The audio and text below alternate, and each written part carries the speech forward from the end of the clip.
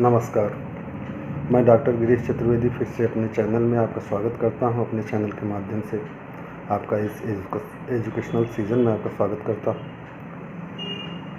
आज हम लोग चर्चा करेंगे पर्नीशियस एनीमिया की। इसके पहले हम लोग हेमोलाइटिक हेमरेजिक डिफिशियंसी एनीमिया की चर्चा कर चुके हैं। पर्नीशियस एनीमिया भी एटियोलॉजिकल क्लासिफिकेशन में आता है।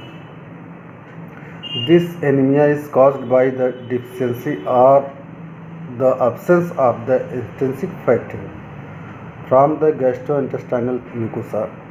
गैस्ट्रोइंटेस्टाइनल म्यूकोसा में अगर इंट्रिंसिक फैक्टर का कमी हो जाता है। इंट्रिंसिक फैक्टर एक फैक्टर होता है, इसका फंक्शन हम बाद में बताएंगे, इसका कार्य क्या है, क्यों ये हमारे लिए आवश्यक है और क्यों आरबीसी के लिए आवश्यक है, इसी वीडियो में ही बताएंगे। थोड़ा आगे चल के बताएंगे, पहले समझिए इसी की कमी की वजह से पर्नीशियस एनीमिया होता है।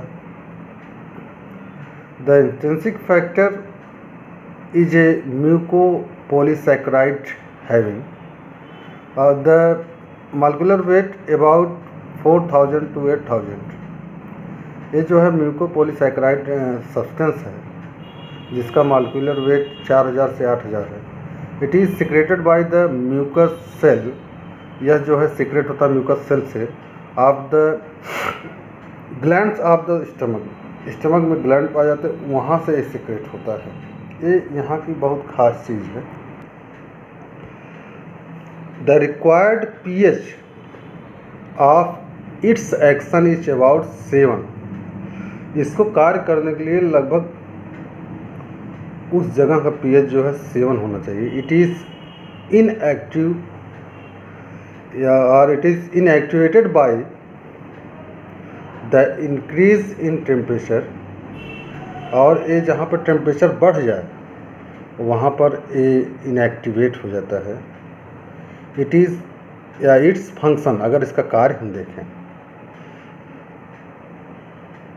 Is that is combines with the vitamin B12 and helps it's absorption. ये जो है विटामिन B12 के साथ कंबाइन होता है और उसके एब्जॉर्प्शन में मदद करता है, यही इसका काम है। If intrinsic factor is absent, the absorption of the vitamin B12 is stopped। अगर इंट्रिंसिक फैक्टर absent हो तो विटामिन B12 का एब्जॉर्प्शन अपने आप ख़त्म हो जाएगा, वो हो ही नहीं पाएगा। यही इसका महत्व है। आपने विटामिन B12 डिफिशियंसी एनीमिया में विटामिन B12 की कमी को आपने महसूस किया है, तो एक वजह यह है जहाँ पे इंट्रिंसिक फैक्टर की कमी की वजह से विटामिन B12 एब्जॉर्ब नहीं हो पाता है, तो डिफिशियंसी एनीमिया तो डेवलप होगा ही, पर्नीशियस एनीमिया भी डेवलप होगा। कहीं कभी अक्सर साथ में देखने को मिलता है, क्योंकि डिफिशियंसी एनीमिया जब आप विटामिन B12 की कमी पाएंगे तो आपने तो कह दिया ये डिफिशियंसी एनीमिया है, लेकिन विटामिन B12 कमी से अगर भोजन के दौरान हो रही है, न्यूट्रिएंट की वजह से, मैंने डिफिशियंसी एनीमिया में बताया है, तब तो कहा जाएगा कि नहीं ये डिफिशियंसी एनीमिया है। बट इस in case of the absent of the intrinsic factor the vitamin B12 is not absorb, क्योंकि वह आप खा रहे हैं फिर भी आपके शरीर में लग नहीं, कहते नहीं खा रहे हैं लगता नहीं। उस तरह की समस्याओं में यह पर्नीशियस एनीमिया होती है।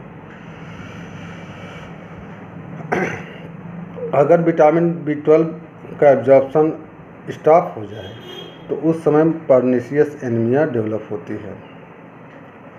So that is absorption of vitamin B12 is less and there is failure of the red blood cells to mature leading the pernicious anaemia.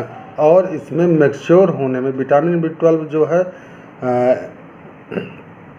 RBC को मैच्योर होने में मदद करता है, तब मैच्योर नहीं हो पाएगा, आरबीसी मैच्योर नहीं हो पाएगा, उसी समय उसी को पर्नीशियस एनीमिया कहा जाता है। If there is normal presence of the intrinsic factor the absorption of the vitamin B12 will be normal. जहाँ पे नॉर्मल है और एब्जॉर्प्शन विटामिन B12 का नॉर्मल है, and the pernicious anaemia will never occur, और कभी यह नहीं हो सकता किसी भी सूरत में वहाँ पे एनीमिया, पर्निशियस एनीमिया तो नहीं हो सकता है।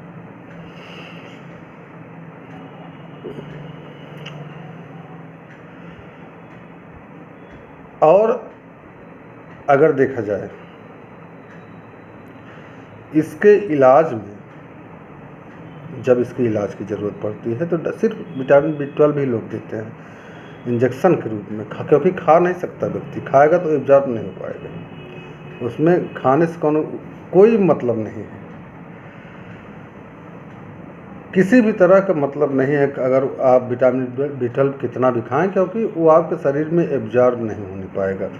इस तरह का एनीमिया जो है पर्निशियस एनीमिया, ये अक्सर हम देखते हैं कि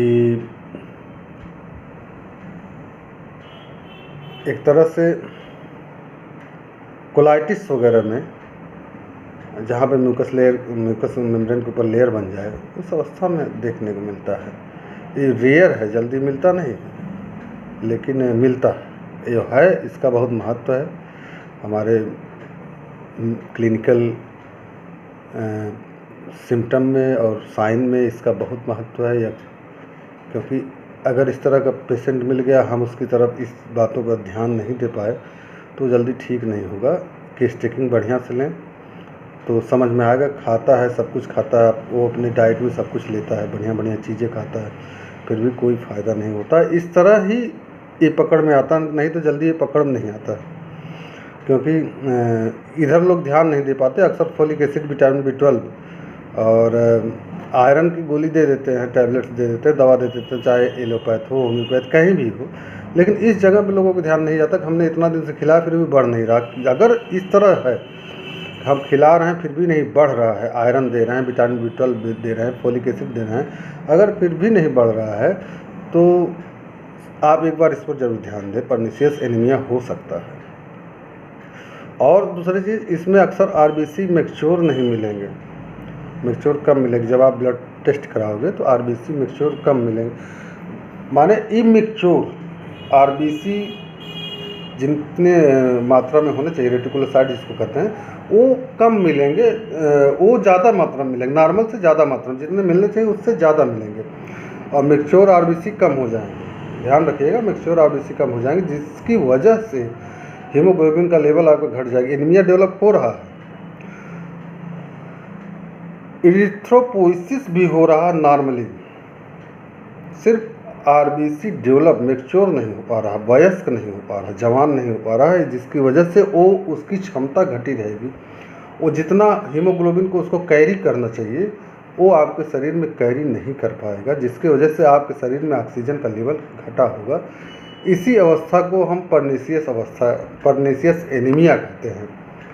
ये बहुत ही खास टाइप का एनीमिया है, अक्सर हमारे ख्याल से तो ये रेयर है, बहुत कम मिलता है, लेकिन हम देखते हैं कि अभी हम एक लड़की का ट्रीटमेंट कर रहे थे, हम उसमें बहुत सारे डॉक्टरों को मैंने देखा कि वो सभी आयरन, फोलिक एसिड और सब चीज़ें उसको लगातार चला रहे हैं, फिर भी उसका HB लेवल नहीं बढ़ रहा है, बहुत माने उसको फ़ायदा नहीं हो पा रहा है किसी भी तरह से।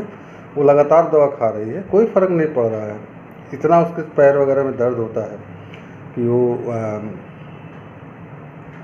सह नहीं पाती, रात को पेन किलर खाती सोते समय। तो मैंने उस पर ट्राई किया, होम्योपैथ की 1-2 मेडिसिन है, तो मैं इसको ट्राई किया, देखा कि उसको बहुत बढ़िया रिस्पांस मिला, क्योंकि मैं पर्निशियस एनीमिया को ध्यान में रख के उसको ट्रीटमेंट दिया, तो बहुत गजब का रिजल्ट मिला, हम बहुत संतुष्ट हुए उसके ट्रीटमेंट से।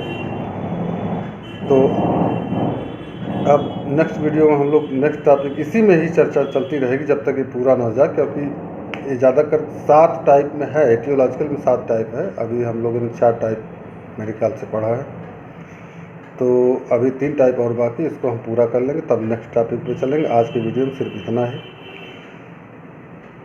नमस्कार।